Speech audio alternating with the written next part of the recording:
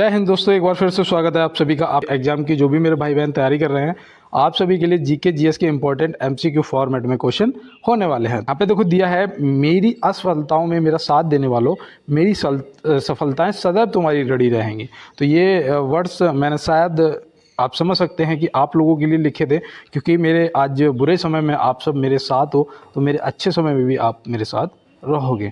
तो चलते हैं दोस्त अपने क्वेश्चन पे। देखो यहाँ पे पहले ही क्वेश्चन दिया गया है कि भारत का रेल नेटवर्क कितने किलोमीटर तक फैला है। भारत का जो रेल नेटवर्क है वो कितने किलोमीटर तक फैला है, यहाँ पे आपको ये बताना है। तो यहाँ पे आप क्या बताएंगे, क्या होगा आपका सही जवाब। तो देखो, अब मैं उम्मीद करता हूँ आपने इसका सही जवाब लगाया होगा 68,525 किलोमीटर, जो कि ऑप्शन सी में दिया गया है। तो आपने ऑप्शन सी लगाया होगा। और चलते हैं दोस्त, देखो इसको नोट कर लेना और पीडीएफ मैं टेलीग्राम ग्रुप पे दे दूंगा आपको। देखो यहाँ पे दिया गया है कि सर्वप्रथम रेल का प्रस्ताव कब पारित हुआ था। सर्वप्रथम रेल का जो प्रस्ताव है वो भारत में कब पारित हुआ था। तो आप यहाँ पे क्या बताएंगे। देखो यहाँ पे मैंने भारत नहीं लिखा है, लेकिन फिर भी आप समझ लेना कि हमारे ये भारतीय रेल की बात हो रही है कि सर्वप्रथम रेल का जो प्रस्ताव है वो कब पारित हुआ था। तो आप यहाँ पे क्या बताएंगे, 1832 हो जाएगा आपका बिल्कुल सही जवाब। ठीक है ना, 1832 में हुआ था। और ये पता है आपको ये कहाँ पर हुआ था, तो याद रखना है ये वो स्थान था मद्रास। कहाँ पर, मद्रास में। तो ये भी आप ध्यान में रखेंगे। और देखो यहाँ पे एक चीज़ याद रखना कि पूछा जाता है कि पहली रेलगाड़ी कब चली थी भारत में, तो वो भी याद रखना कि क्या हो जाएगा आपका 16 अप्रैल 1853। 16 अप्रैल 1853 आपका सही जवाब होगा। तो उसको भी दोस्त ध्यान में रखना है। तो चलते हैं दोस्त अपने अगले प्रश्न की तरफ। देखो यहाँ पे दिया गया है, पूर्व मध्य रेलवे का मुख्यालय कहाँ स्थित है। पूर्व मध्य रेलवे का, देखो ये मुख्यालय आप याद करके जाना दोस्त, क्योंकि ये मुझे लगता है कि इंपॉर्टेंट है और ये आपसे ज़रूर पूछे जाएंगे। तो यहाँ पे याद रखना है, ये जो पूर्व मध्य रेलवे का है वो हाजीपुर में है। कोलकाता में बताओ कौन सी रेलवे का मुख्यालय है, कोलकाता में। तो याद रखना पूर्व जो रेलवे है उसका मुख्यालय कहाँ है, उसका मुख्यालय जो है वो कोलकाता में है। पूर्व रेलवे का जो मुख्यालय है वो कोलकाता में है। ठीक है ना। और यहाँ पे देखो चर्च गेट मुंबई दे रखा है, चर्च गेट मुंबई। तो चर्च गेट मुंबई जो है ये पश्चिमी रेलवे का है। किसका है, पश्चिमी रेलवे का है। तो ये भी आप ध्यान में रखेंगे। और उत्तरी रेलवे का पता है, उत्तर जो रेलवे है उसका मुख्यालय कहाँ है, तो उसका नई दिल्ली में है। कहाँ पर भैया, नई दिल्ली में है। तो ये भी देखो याद रखना है दोस्त। ठीक है ना। तो चलते हैं दोस्त अगले प्रश्न की तरफ। और आप लोगों का थोड़ा सा सपोर्ट, मुझे ऐसा मेरी आवाज़ से आपको लग रहा होगा कि आज मैं बहुत ज़्यादा डिमोटिवेट हूँ, क्योंकि आप लोगों का सपोर्ट मुझे कम होता हुआ दिख रहा है। भैया थोड़ा सा यार सपोर्ट करिएगा, लाइक शेयर सब्सक्राइब कर लीजिएगा। और देखो यहाँ पे क्वेश्चन है आपका, ये करंट अफेयर से क्वेश्चन है। ये जो अभी पैरा ओलंपिक चल रहा है ना यहाँ पे, तो पेरिस में, तो वो पेरिस से एक प्रश्न पूछा गया है कि पेरिस पैरा ओलंपिक 2024 में एथलीट निषाद कुमार ने ऊंची कूद में कौन सा पदक जीता है। तो आप यहाँ पे क्या बताएंगे। देखो एक तो गोल्ड मेडल भी आया है ना। तो पहले तो हम इस प्रश्न का जवाब करेंगे रजत, जो कि ऑप्शन बी आपका सही जवाब हो जाएगा। और चलते हैं अपने अगले प्रश्न की तरफ। देखो यहाँ पे दिया गया है, भारत में गरीबी हटाओ और आत्मनिर्भरता की प्राप्ति का खालिस्तान का मुख्य उद्देश्य था। प्रथम पंचवर्षीय योजना का, या द्वितीय पंचवर्षीय योजना का, या पांचवी पंचवर्षीय योजना का। ये एसएससी जीडी में इस बार क्वेश्चन पूछा गया था। आप समझ सकते हैं कि अगर क्वेश्चन पूछे जाते हैं तो कैसे पूछे जाते हैं, है ना। अब ये एसएससी जीडी में पूछा गया था, तो आप यहाँ पे क्या बताएंगे। तो याद रखना ये था पांचवी पंचवर्षीय योजना का।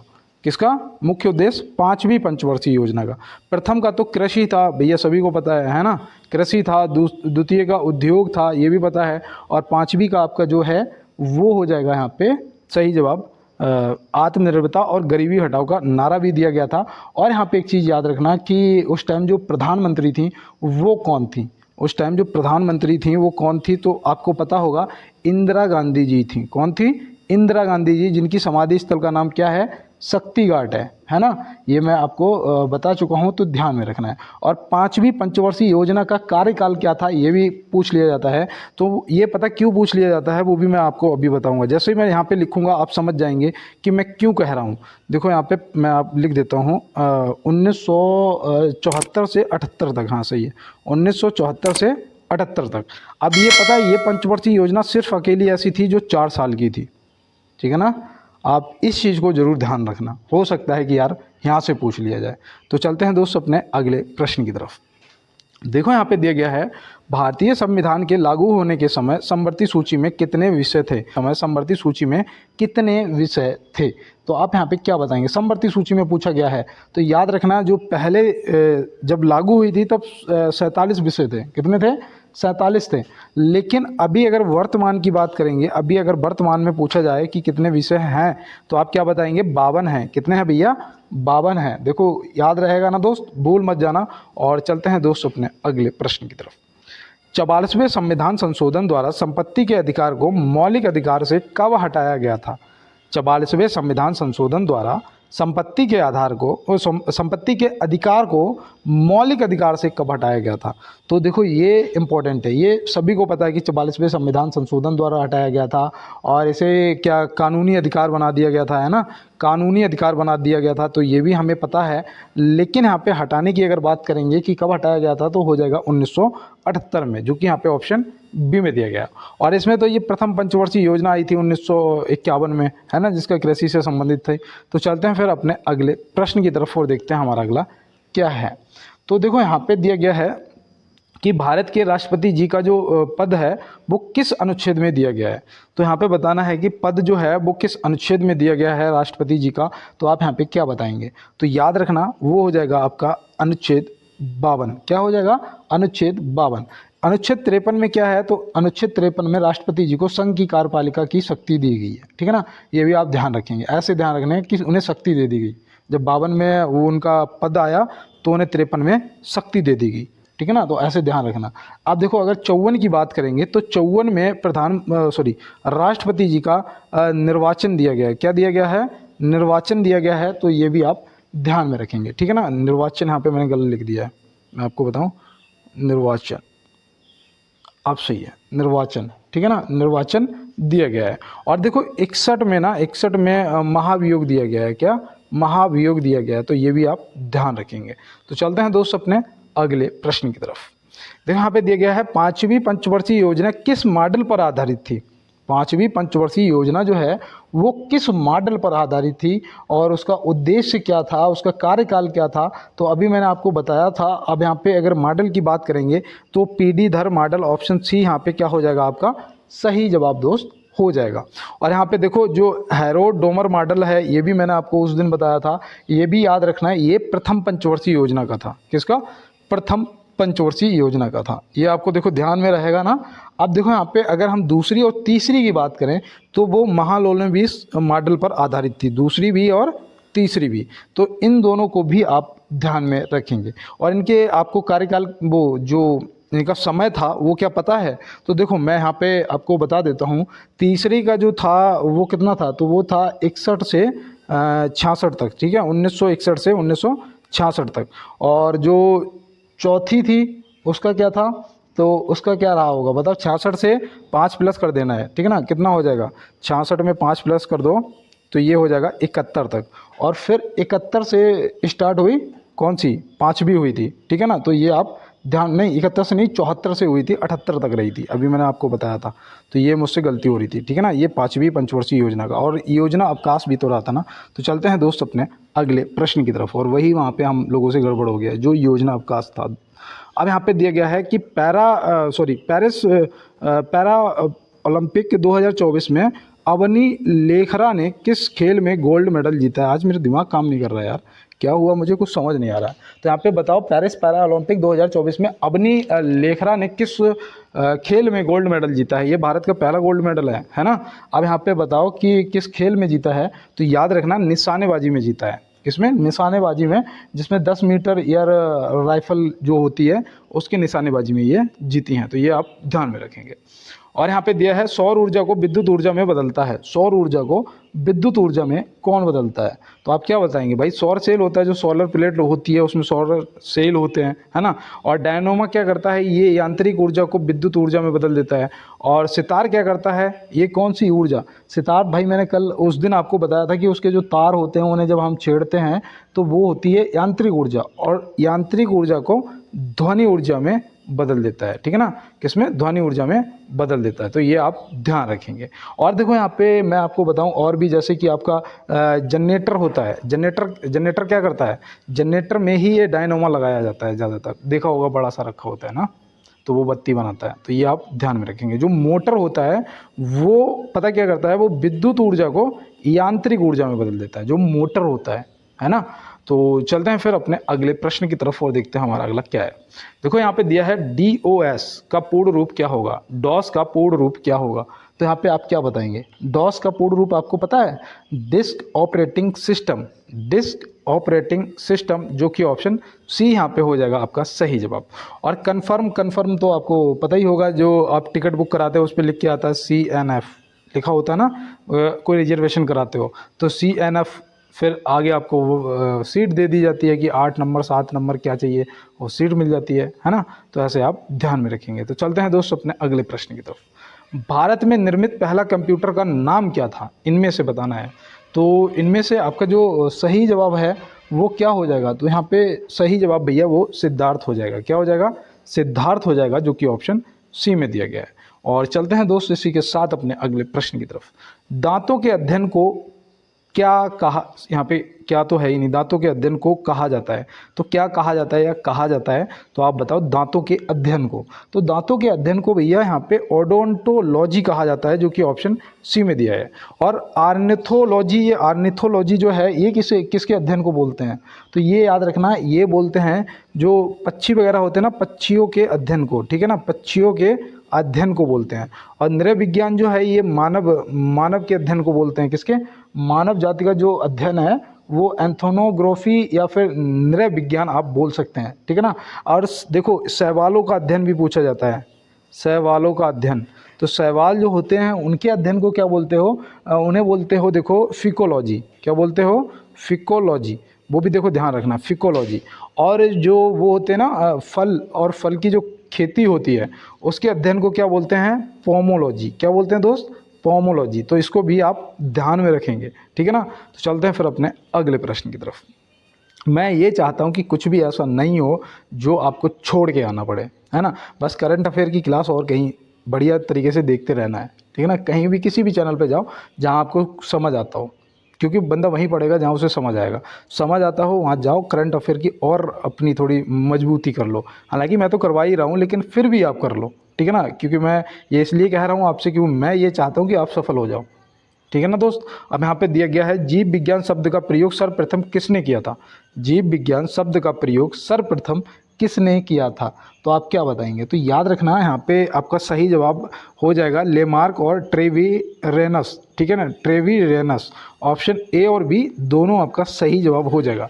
लेकिन एक चीज़ मैं यहाँ पे आपको बताने वाला हूँ कि जो अरस्तु है ना, यहाँ पे जो अरस्तु दे रखे हैं, अरस्तु को बोलते हैं जीव विज्ञान का पिता माना जाता है। क्या, जीव विज्ञान का पिता किसे माना जाता है, अरस्तु को माना जाता है। तो ये भी आप क्या करेंगे, ध्यान में रखेंगे, ठीक है ना। और ये जीव विज्ञान शब्द का प्रयोग सर्वप्रथम किसने किया था वो तो मैंने आपको बता दिया, लेकिन अगर पूछा जाएगा कब किया था तो आप क्या बताएंगे। तो याद रखना ये 1802 ईस्वी में किया गया था। कब, 1802 ईस्वी में। तो ये भी देखो ध्यान में रखना है। तो चलते हैं फिर अपने अगले प्रश्न की तरफ।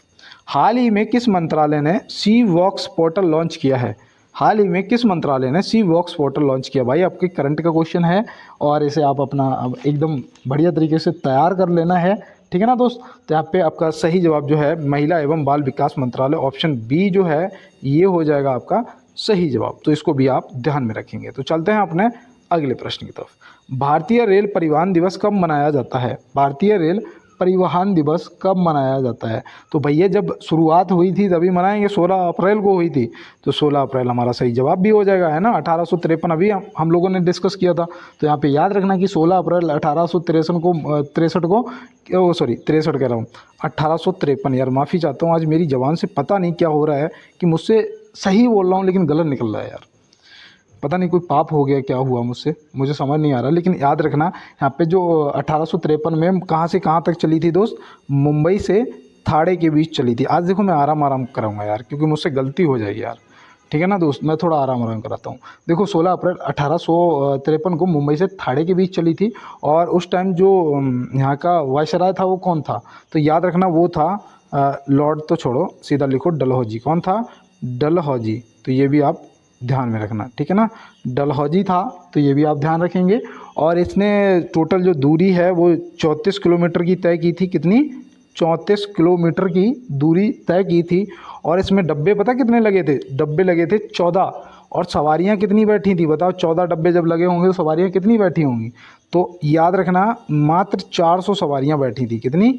400। अब तो कितनी, एक डब्बे में 1 से लेकर 90 तक बैठती हैं, है ना, 45 यहाँ और फिर 46 से 90 तक उधर ऐसे बैठती है ना। तो ये आप ध्यान में रखेंगे। तो 16 अप्रैल यहाँ पे आपका क्या हो जाएगा दोस्त? सही जवाब हो जाएगा। और 1 दिसंबर को तो एड्स दिवस मनाते हैं, ये तो सभी दोस्तों को पता है, ठीक है ना। इसमें तो पहले ही हम लोग डिस्कस कर चुके हैं। और मुझे लग रहा है कि आप लोगों का सपोर्ट थोड़ा सा कम हो रहा है दोस्त। थोड़ा सा यार लाइक शेयर और सब्सक्राइब बढ़ा दीजिएगा प्लीज़। मुझे उम्मीद है कि आज जो भी मेरा नया दोस्त जुड़ेगा वो मुझे सब्सक्राइब जरूर करेगा, और साथ में बेल आइकन को भी दबाएगा, और क्या करेगा, थोड़ा सा क्लास को यार शेयर कर देना। और यहाँ पे देखो दिया गया है कि दक्षिण पूर्व मध्य रेलवे का स्थापना वर्ष क्या है? दक्षिण पूर्व मध्य रेलवे का स्थापना वर्ष क्या है? तो आप यहाँ पे क्या बताएंगे? तो याद रखना इसका स्थापना वर्ष है 1 अप्रैल 2003। क्या है? 1 अप्रैल 2003, जो कि सही जवाब आपका हो जाएगा।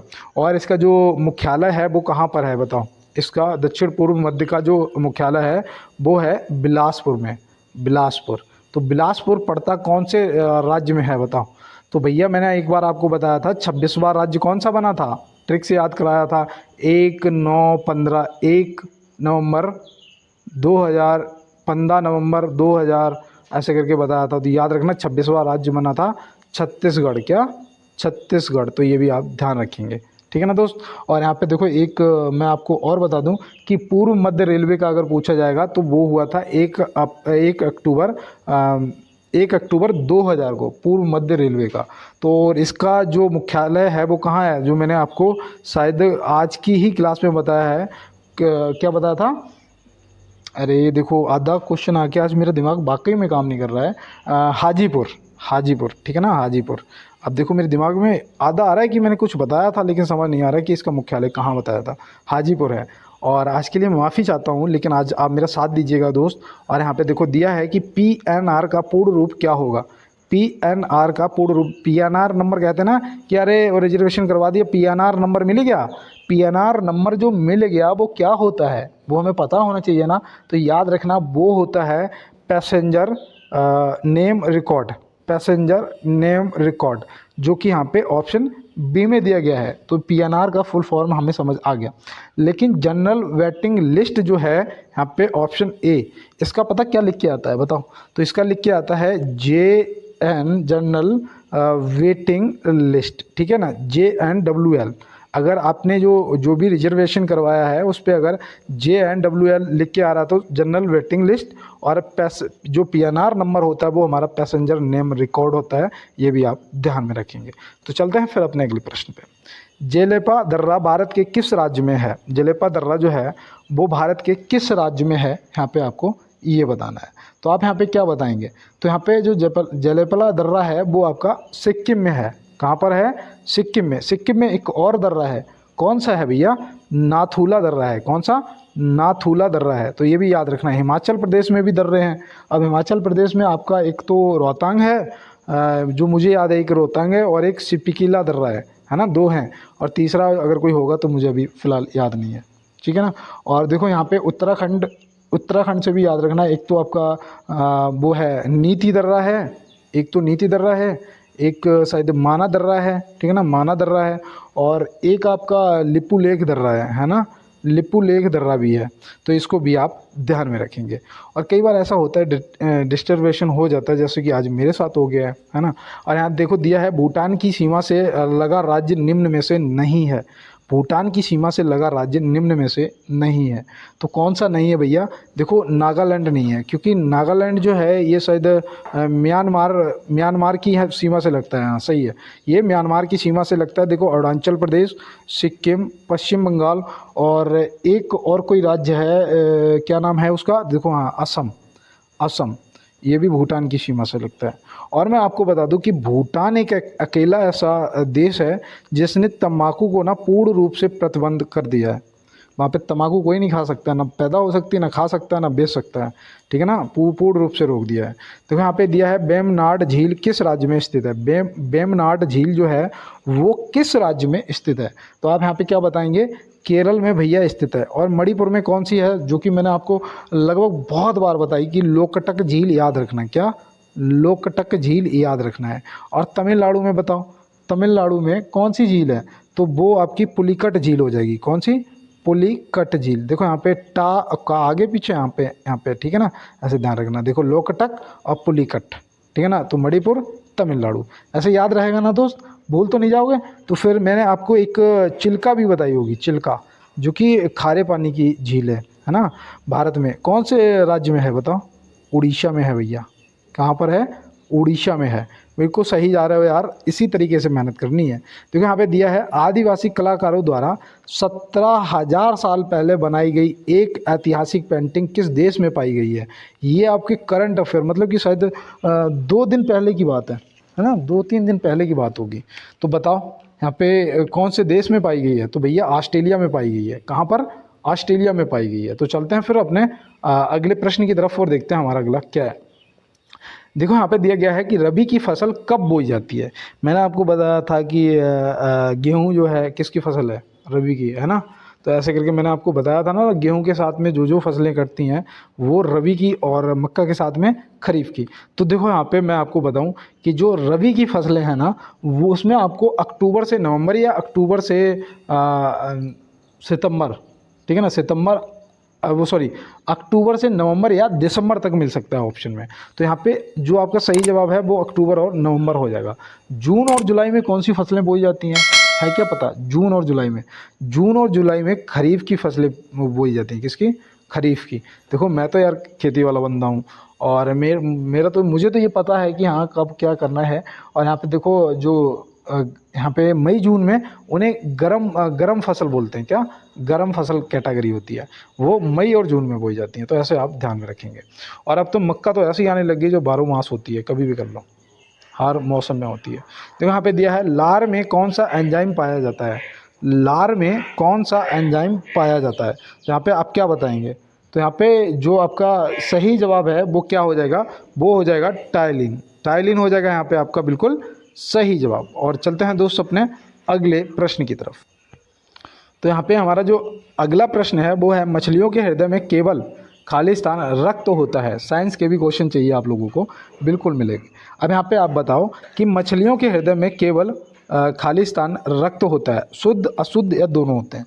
भैया मैं यहाँ पे बताऊँ आपको, सिर्फ अशुद्ध रक्त होता है, क्योंकि वो गिल से सांस लेती है ना, गलफड़ों से सांस लेती हैं, इसलिए ऑक्सीजन जो है वो नहीं, मतलब ऑक्सीजन रक्त मतलब ऑक्सीजन नहीं होती है, ठीक है ना, ऐसे ध्यान रखना। तो अशुद्ध जो रक्त होता है वो होता है। और इनके हृदय में जो चैम्बर होते हैं वो सिर्फ 2 होते हैं। कितने होते हैं, 2 होते हैं, ये याद रखना। लेकिन वैल एक ऐसी है जिसमें 4 होते हैं, कि वो स्तनधारी है।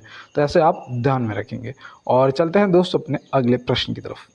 कोशिका की आत्महत्या की थैली किसे कहते हैं। कोशिका की आत्महत्या की थैली जो है वो किसे कहते हैं, तो यहाँ पे याद रखना वो बोलते हैं लाइसोसोम को। किसे बोलते हैं, लाइसोसोम। ऑप्शन ए आपका सही जवाब हो जाएगा। और जो माइटोकॉन्ड्रिया है ये भी आपने बहुत सुना होगा, माइटोकॉन्ड्रिया, ये याद रखना, ये कोशिका का पावर हाउस बोला जाता है। क्या, कोशिका का पावर हाउस बोला जाता है इसे। किसे, कोशिका का पावर हाउस। देखो ये इंपॉर्टेंट क्वेश्चन है दोस्त साइंस के आपके। और देखो यहाँ पे फीमर जो है, फीमर हड्डी जो है, ये जांग की सबसे बड़ी हड्डी है। जांग की हड्डी है ये, और ये पूरी बॉडी की सबसे बड़ी हड्डी है। और सबसे छोटी हड्डी भी पूछा जाता है, जो कि स्टेपिस है। क्या, स्टेपिस है, जो कि कान में पाई जाती है। और कान में कुल कितनी हड्डियां पाई जाती हैं, तो एक कान में 3 हड्डियां पाई जाती हैं। कितनी, 3 हड्डियां पाई जाती हैं। तो ये भी आप ध्यान रखना, ठीक है ना दोस्त। और चलते हैं इसी के साथ अपने अगले प्रश्न की तरफ। देखो यहाँ पे दिया है निम्न में से भाप के इंजन का आविष्कार किसने किया था। निम्न में से भाप के इंजन का आविष्कार किसने किया था, तो भैया ये जेम्स वाट ने किया था। किसने किया था, जेम्स वाट ने किया था। और कब किया था ये भी पता होना चाहिए ना। तो हम याद रखेंगे कि 1776 था वो। क्या था, 1776 ईस्वी में किया था। तो ये भी देखो सन भी याद रखना है, 76 में किया था, ठीक है ना। और यहाँ पे देखो मैं आपको बताऊं, ये जो रूडॉल्फ डीजल है ना, इन्होंने डीजल इंजन का आविष्कार किया था। कैसा? डीजल इंजन का आविष्कार किया था। देखो इनका नाम नहीं याद रखना, ठीक है ना, तो आपको याद आ जाएगा डीजल इंजन का।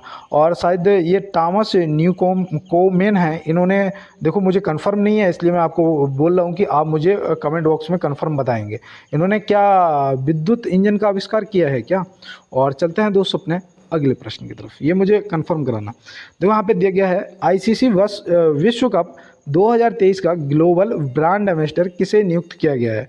तो यहाँ पे तो मैं आपको बता दूं कि मुझे लगता है ये क्वेश्चन आपको पता होना चाहिए, क्योंकि गॉड ऑफ क्रिकेट, क्रिकेट के भगवान कहे जाने वाले सचिन तेंदुलकर जी, जो कि ऑप्शन ए में दिए गए हैं। ऑप्शन ए यहाँ पे बिल्कुल सही जवाब हो जाएगा। और मैं इनसे एक बात बता दूं आपके लिए, मुझे लगता है कि आपको समझना चाहिए कि पता है एक बार इन्हें कोई बॉलर था, मुझे नाम नहीं पता, विदेशी बॉलर था, और उसने किसी मैच में इन्हें बोल्ड कर दिया, हुआ बोल्ड मार दिया, ठीक है ना। अब बोल्ड मारने के बाद भाई वो बहुत खुशी गया हमारे गॉड ऑफ क्रिकेट के पास, हमारे सचिन तेंदुलकर जी के पास, और कहा कि मैं इस पे चाहता हूँ कि आप अपना ऑटोग्राफ दें कि मैंने आपको बोल्ड किया, ये मेरे जीवन का सबसे बड़ा दिन है। तो उन्होंने उस बॉल को लिया, उस पर मार्कर से लिख दिया उन्होंने कि आज की बाद तेरे जीवन में ये दिन कभी नहीं आएगा, और सिग्नेचर मार दिए, जा बेटा। अब आपको क्या लगता है कि ये कमेंटमेंट करने के बाद हम रोज़ कर देते कि कल से पढ़ेंगे, ये करेंगे, वो करेंगे, है ना, करते कुछ नहीं है। सत्य है ये, 1 घंटे बाद पढ़ेंगे, क्योंकि हमारा मन हमें चूतिया बनाता है, बिल्कुल सच्चाई बता रहा हूँ मैं। अब यहाँ पे क्या हुआ, इन्होंने जब लिख दिया तो क्या किया होगा, रात दिन मेहनत की होगी कि कहीं वो हमें बोल्ड ना मार दे, है ना, रात दिन की होगी। और उसने भी बोल्ड मारने के लिए रात दिन मेहनत की होगी, है ना। लेकिन वो मैं आपको बता दूं कि उसके बाद तमाम एनकाउंटर हुए, आमना सामना हुआ, उस बॉलर ने पूरे जीवन में कभी बोल्ड आउट नहीं कर पाया, बोल्ड की तो बात छोड़ो, आउट नहीं कर पाया। यहाँ पे देखो दिया है कि फीफा महिला वर्ल्ड कप 2023 विजेता देश कौन है। फीफा महिला वर्ल्ड कप 2023 जो है वो विजेता देश कौन है। तो यहाँ पे महिला वर्ल्ड कप 2023 की बात कर रहा हूँ मैं। तो यहाँ पे आप क्या बताएंगे, स्पेन है। कौन है? स्पेन है, सही जवाब हो जाएगा ना। और मैं आपको बता दूं ये पहली बार विजेता बना है, पहली बार, ये भी आप ध्यान रखना, इसीलिए हो सकता है पूछ लिया जाए। और उप विजेता कौन है भाई, अगर उप विजेता की बात करें तो इंग्लैंड है। कौन है? इंग्लैंड है।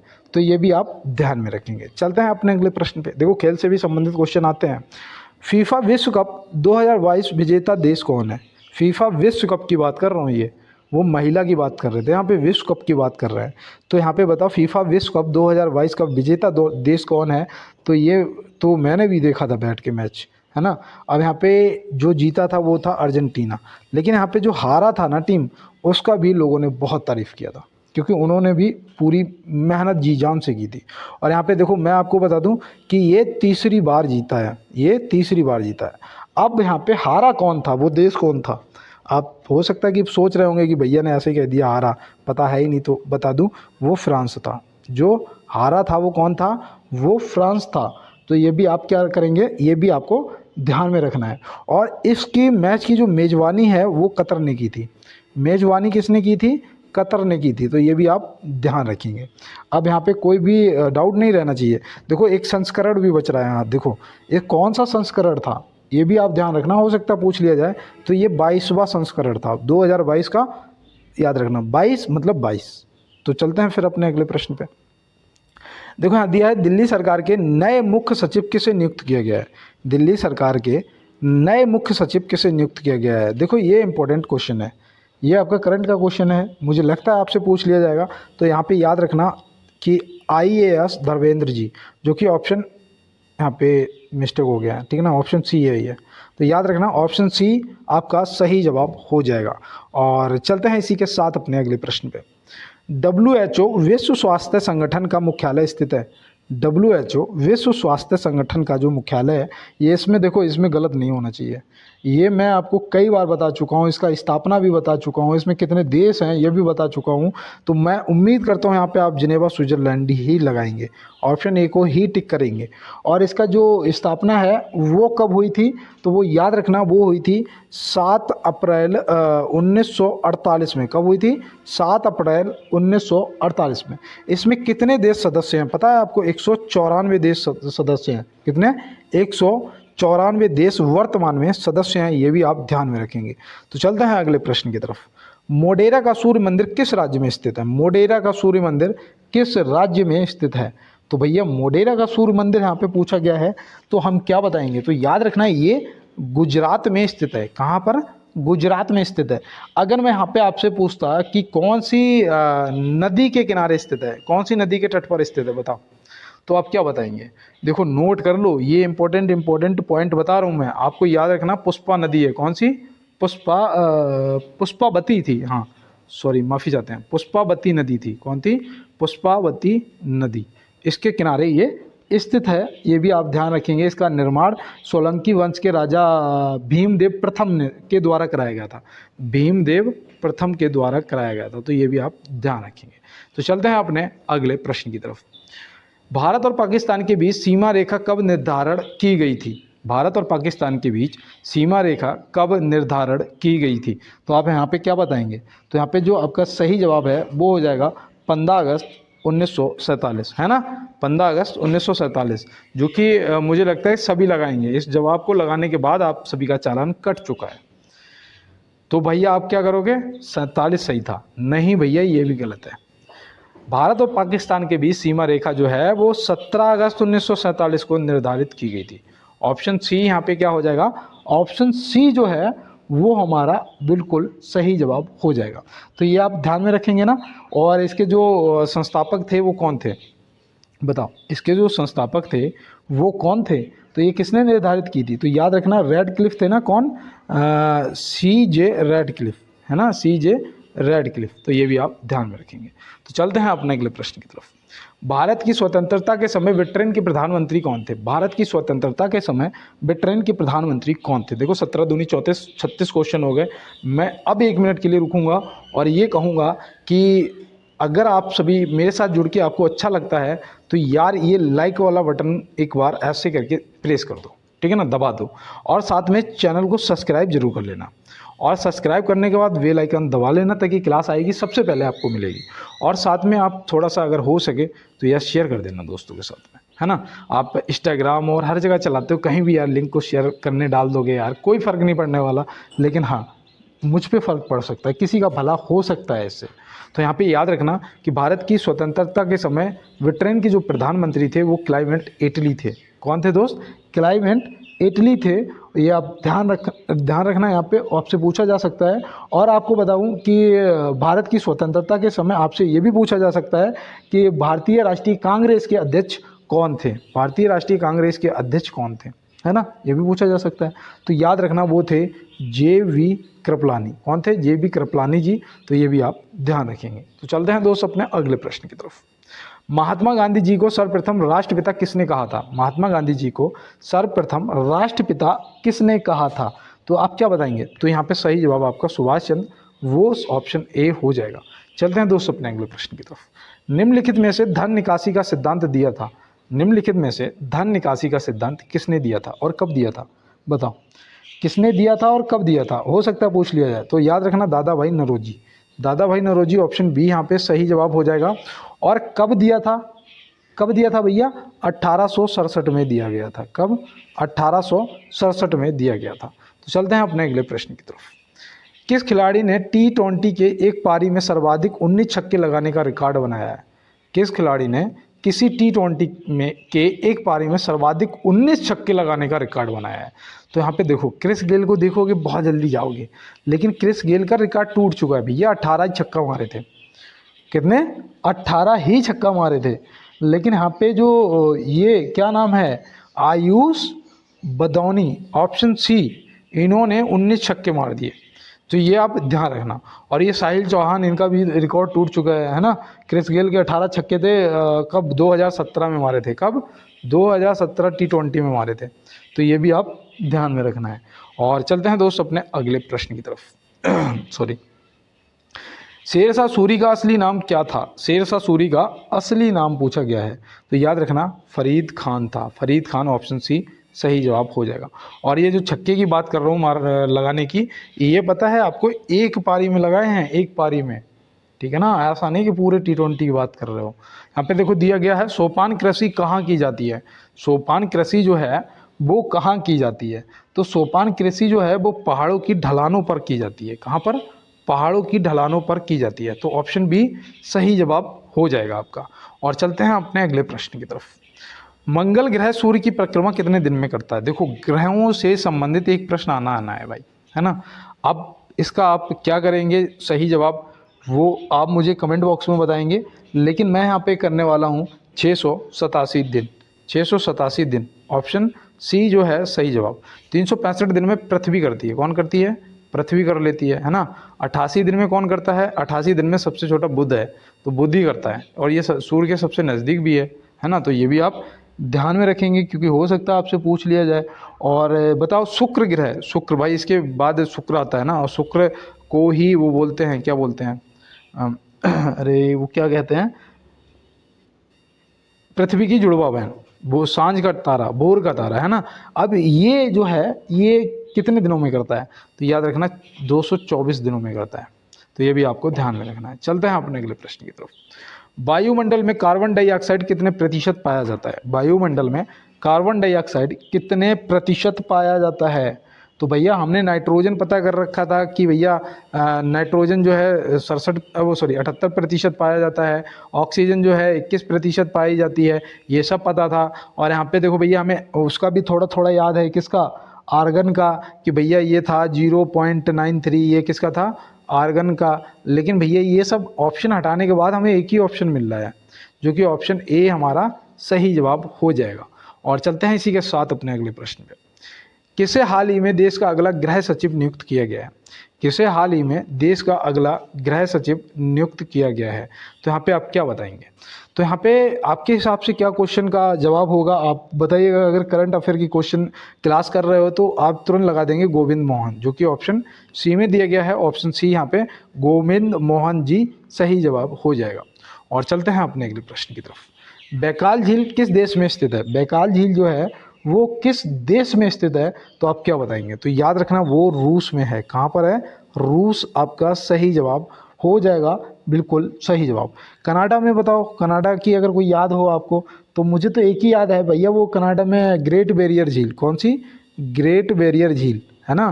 ग्रेट बैरियर झील जो है वो मुझे कनाडा की याद है। कैलिफोर्निया की अगर कोई याद आ रही हो, कैलिफोर्निया, तो कैलिफोर्निया में वो है रिवन जलप्रपात। कौन सा? रिवन जलप्रपात है भैया, है ना। रिवन जलप्रपात कहाँ है? कैलिफोर्निया में है। तो चलते हैं अपने अगले प्रश्न की तरफ। न्यूयॉर्क किस देश के तट पर स्थित है? न्यूयॉर्क, बताओ न्यूयॉर्क जो है वो किस देश के तट पर किस न्यूयॉर्क देश के तट पर स्थित है? यहाँ पे देखो क्वेश्चन में आ रहा है न्यूयॉर्क, यहाँ पे न्यूयॉर्क, ये थोड़ा सा एरर हो गया यहाँ पे क्वेश्चन पता क्या था? क्वेश्चन था कि न्यूयॉर्क किस नदी के तट पर स्थित है ना। न्यूयॉर्क किस नदी के, यहाँ पे नदी होना चाहिए, नदी के तट पर स्थित है। अब प्रश्न सही हुआ है ना, इसी प्रकार से था। तो याद रखना हडसन नदी के तट पर। किसके? हडसन नदी के तट पर। ट्रिगिस नदी के तट पर मैंने आपको शायद परसों बताया था, है ना, ट्रिगिस। तो ट्रिगिस जो है बगदाद, क्या हो जाएगा भैया? बगदाद हो जाएगा। तो ये भी आप याद रखेंगे। नील नदी काहिरा, काहिरा, काहिरा, तो काहिरा हो जाएगा, है ना। अब अगर आपसे कराची पूछे, कराची बताओ, कराची बताओ, कराची भैया, तो कराची याद रखना सिंधु नदी, क्या? सिंधु नदी, है ना। तो चलते हैं फिर अपने अगले प्रश्न की तरफ। बताओ केवटी जलप्रपात किस राज्य में स्थित है? केवटी, तो केवटी जलप्रपात भैया ये भी है क्या? हाँ भैया है, और ये मध्य प्रदेश में है। और यहाँ पे इसकी जो हाइट है वो कितनी है? 98 मीटर है। इसकी जो ऊंचाई है 98 मीटर है। और ये कौन सी नदी पर है? तो वो भी लिख लो, महाना नदी है भैया। कौन सी? महाना नदी है। तो ये भी आप ध्यान में रखेंगे, है ना। और कोई भी अगर दिक्कत आ रही हो तो ज़रूर बताओ दोस्त। और शिव समुद्रम बताओ, तो शिव समुद्रम आपका कर्नाटक हो जाएगा भैया। शिव समुद्रम जो है वो कहाँ हो जाएगा, कर्नाटक हो जाएगा, है ना दोस्त। कोई दिक्कत आ रही हो तो चलते हैं। और इसकी लंबाई भी बता दो भैया, 90 मीटर है, ठीक है ना, नोट कर लो। चलो फिर अगले प्रश्न की तरफ। लंबाई नहीं, ऊंचाई, माफ़ी चाहते हैं। भारत का सबसे बड़ा संघ राज्य क्षेत्र है, भारत का सबसे बड़ा संघ राज्य क्षेत्र है। इसमें मैं आपको बता दूं कि 95% लोग गलत ही जवाब करेंगे। जाओ, कितना भी पता हो, 95% लोग गलत ही जवाब करेंगे। क्यों? क्योंकि अभी तक जो आप अंडमान निकोबार द्वीप समूह देख रहे हो ये था, अब लद्दाख हो गया है सही जवाब, ऑप्शन सी लद्दाख।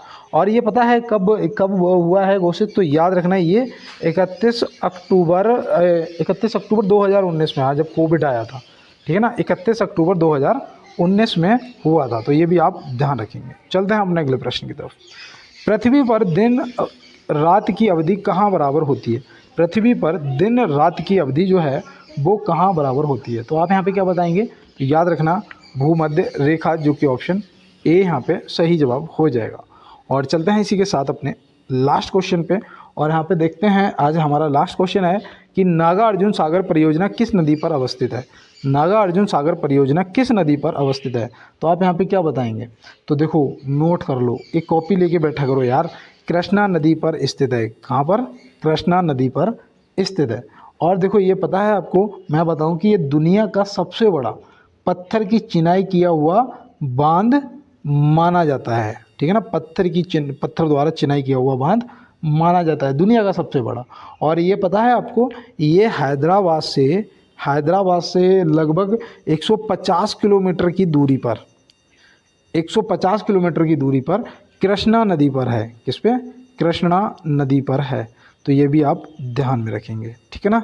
कोई भी दिक्कत हो तो कमेंट बॉक्स में बताना। कोई एरर हो गया हो, आज थोड़ा सा दिमाग काम नहीं कर रहा था, तो उसके लिए मैं दोस्त माफ़ी चाहता हूँ। अगर कोई एरर हो गया हो तो उसके लिए दोस्त सॉरी। और आप मुझे कमेंट बॉक्स में ज़रूर सूचित करना। और मुझे पता है कि मेरे जितने भी भाई बहन मुझे देख रहे हैं, सुन रहे हैं, लाइक शेयर सब्सक्राइब ज़रूर करेंगे, अपने भाई को सपोर्ट करेंगे। और मिलते हैं दोस्त नेक्स्ट क्लास में नेक्स्ट प्रश्नों के साथ में। तब तक के लिए मेरे सभी हीरो, मेरे भाई, मेरे बहनों को जय हिंद।